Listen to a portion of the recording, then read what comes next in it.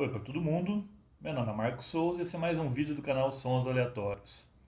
Hoje eu vou falar aqui de um álbum de uma banda britânica que iniciou suas atividades no final, desculpe, da década de 70 e até hoje não decretou oficialmente seu fim, apesar de fazer um bom tempo que não lança nada inédito, mas uma banda que bateu fundo no coração aí de oitentistas, e principalmente aqui no Brasil, que fez a cabeça da galera mais gótico ou dark, como se dizia na década de 80.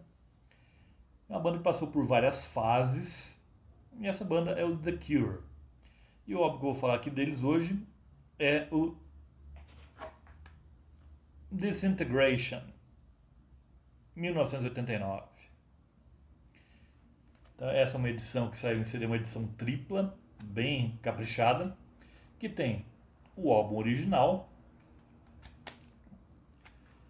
Temos ainda um CD só de raridades, de versões alternativas e demos de faixas que entraram para o disco, ou algumas outras que não chegaram a fazer parte de nenhum disco do The Cure. E aqui o Entreat Plus. O Entreat era um álbum ao vivo em Wembley, lançado originalmente em 1990, mas aqui ele foi acrescido de outras músicas, e aqui temos o Disintegration tocado ao vivo na íntegra nesse Entreat Plus.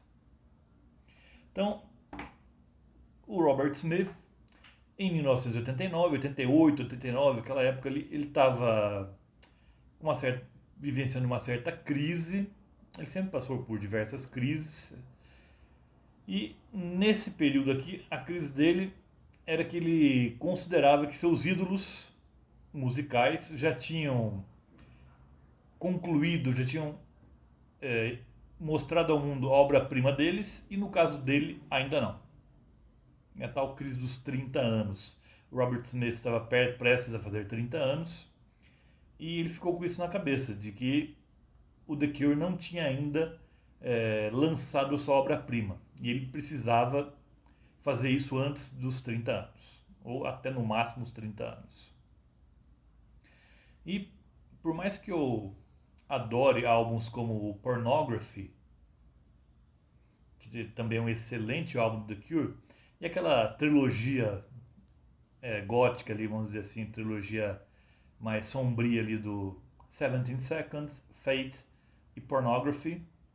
Mas nesses álbuns, apesar do Robert Smith naquela época, no início da década de 80, ele está passando por uma crise depressiva bem forte, mas aqueles álbuns foram mais uma tentativa de exorcizar os demônios internos dele do que criar uma obra que realmente fosse considerada a obra-prima do The Cure. Então, por melhor que seja o Pornography, ou o Fate, ou 17 Seconds, ele sentia que o The Cure ainda precisava fazer a sua obra mais importante. E ele estava certo. Esse Disintegration aqui é considerado por muitos, e por mim inclusive, a obra-prima do The Cure. Então, como eu falei, o The Cure passou por várias fases. Eles começaram com uma banda mais puxada para o punk tradicional, ali nos 3 primeiros singles deles, e também no Three Imaginary Boys, o álbum de estreia, que o Robert Smith não guarda boas lembranças desse álbum, apesar de eu gostar bastante, mas o Robert Smith acho que ele poderia ter sido muito melhor do que foi. E depois desse começo mais voltado para o punk, daí a partir do single A Forest, essa canção entraria no segundo álbum, no 17 Seconds. Aí temos uma trilogia mais gótica, uma trilogia mais soturna, e que fez a cabeça de muita gente aí que gostava de se vestir de preto e andar com maquiagem pesada. E só que o Pornography, o último dessa trilogia, foi algo tão difícil de ser um álbum tão difícil de ser concretizado, que acabou resultando na saída do baixista Simon Gallup, um amigo aí de longa data do Robert Smith, mas nem ele mesmo aguentou as idiosincrasias do líder do The Cure e pediu o boné, e ficou mais de 1 ano e meio sem falar com o Robert Smith. Daí veio 3 álbuns mais pop e alguns singles bem mais pop também do The Cure. Tivemos aí o single Love Cats, o single The Caterpillar, os álbuns The Top, The Head on the Door e principalmente o Kiss Me, Kiss Me, Kiss Me, um álbum duplo que fez um grande sucesso, comercialmente até então era o maior sucesso do The Cure, e com canções que eram perfeitas para tocar na rádio daquela época, assim como Just Like Heaven, Why Can't I Be You.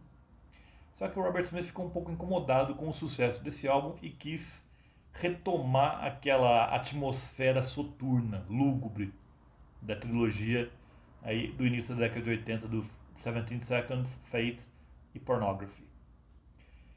E para isso ele se inspirou aí no tema da degradação que o tempo traz. É isso, até o próprio nome do álbum já tem a ver isso, Disintegration, desintegração. Então o mote do álbum sempre foi a degradação causada pelo tempo, a corrosão do tempo, como o tempo vai destruindo aos poucos as coisas, as pessoas e as relações interpessoais também. Esse é o grande mote do álbum. E é um tema assim que, de certa forma,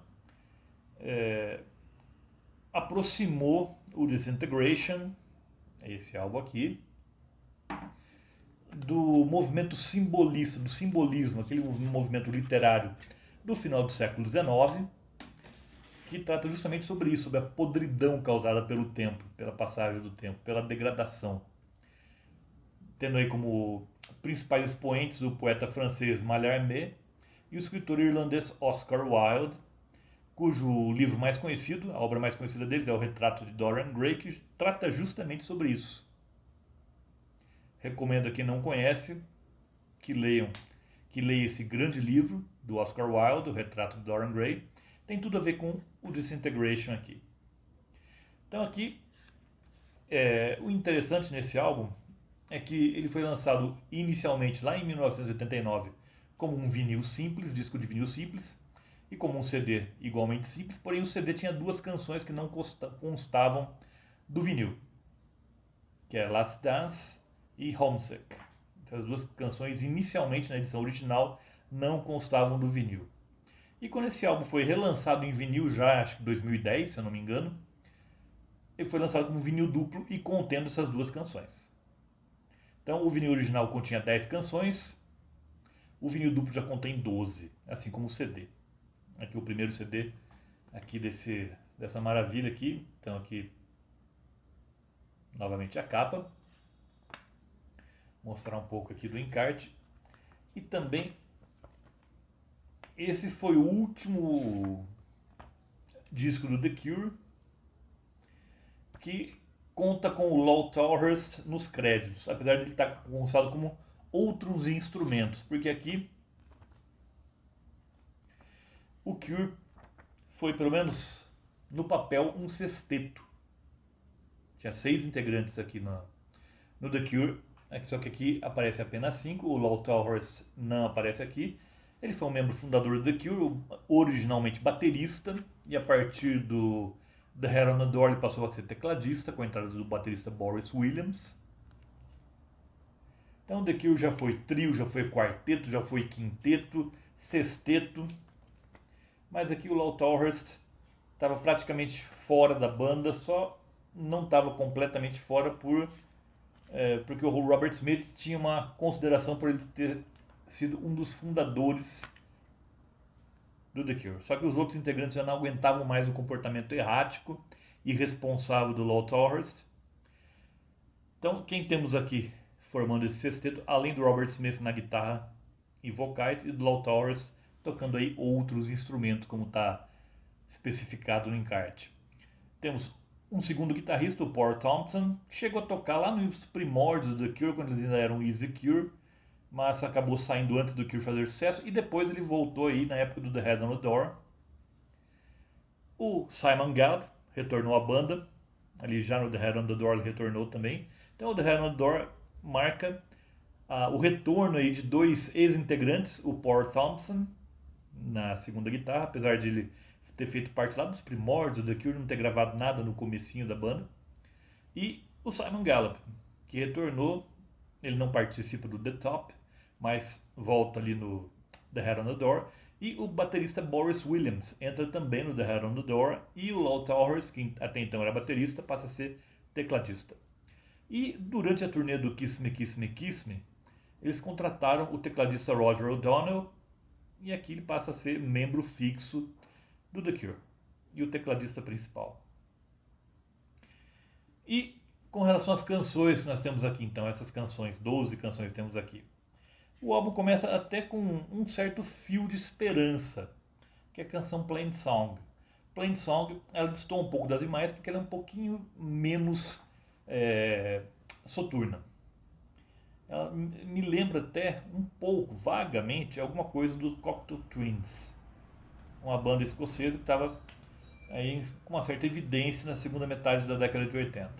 Mas o que vem depois já é algo mais pesado, algo mais lúgubre, apesar de ser diferente do Pornography e do Fate, porque da tal trilogia que eu citei anteriormente. Esses álbuns, apesar de serem mais depressivos, eles têm uma sonoridade mais crua. É quase que uma... Acredito que ele serviria até como uma terapia para o Robert Smith. Aqui, apesar dessa atmosfera pesada, essa atmosfera deprê predominar também, as canções são mais complexas e são mais refinadas, musicalmente falando, do que as do Pornography, ou do Fate, ou do 17 Seconds.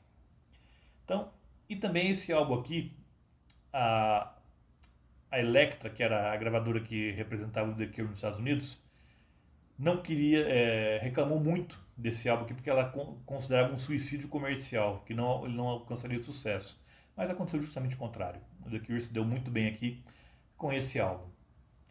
Então, e também a MTV ajudou bastante. Eles gravaram aí alguns clipes para a MTV, dos que eu já assisti. Temos aqui a segunda canção, que é Pictures of You, um clipe marcante aí também, que é deles tocando no meio de uma nevasca, com casacos de pele bem paramentados para aguentar o frio, numa nevasca impiedosa. Porém, eles improvisaram o cenário ali com palmeiras tropicais, com um sol bem mequetrefe ali, um sol de papelão dourado, bem mequetrefe. Então é uma coisa meio surrealista. Depois Love Song, também tem a quarta canção daqui, também teve direito a um clipe meio cavernoso, literalmente cavernoso, aparece eles em umas cavernas com estalactite, estalagmite, e que acompanha o som, também o som aqui também bem mais de atmosfera soturna. Last Dance, a música que não entrou originalmente no vinil, uma pena, porque é uma grande canção também, e também justamente com essa atmosfera. E Lullaby é o grande destaque para mim desse álbum, e também com um clipe memorável. Esse aqui acho que é o melhor dos 3 clipes que eu assisti, das canções que estão aqui. Nesse Lullaby, ele tem toda aquela atmosfera de degradação, como eu falei, porque você vê muitas teias de aranhas no clipe, os músicos cobertos por teia de aranha, móveis cobertos por teia de aranha, mostrando justamente a degradação do tempo.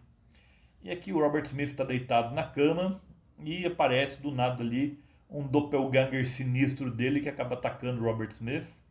Então, um clipe bem memorável também. E o Robert Smith acaba no fim sendo engolido ali pela própria cama onde ele estava deitado. E depois as canções que faziam parte do chamado lado B, Praise for the Rain, The Same Deep Water as You, Desintegrar, faixa título, e uma que chama Untitled, ou seja, sem título, que fecha o álbum, elas são bem menos comerciais do que Lullaby ou Pictures of You, são mais longas também. The Same Deep Water as You ultrapassa os 9 minutos, com um instrumental bem complexo, bem trincado, anos-luz distante do que a gente tinha visto no Three Imaginary Boys, por exemplo, que era bem mais cru. E temos aqui também Homesick, que não entrou no vinil original. Então essas canções aqui, que faziam parte do então lado B, são canções, como eu falei, mais longas e que o vocal demora a aparecer. Parece até que a gente está ouvindo uma faixa instrumental, mas não é o caso. Depois de alguns minutos aí, apenas com a parte instrumental, o vocal torturado do Robert Smith entra em cena. E como eu disse, Disintegration foi um grande sucesso. contrariando aí o que disse o pessoal da gravadora Elektra, que representava daqui nos Estados Unidos, e considerado por alguns até como o principal álbum da década de 80.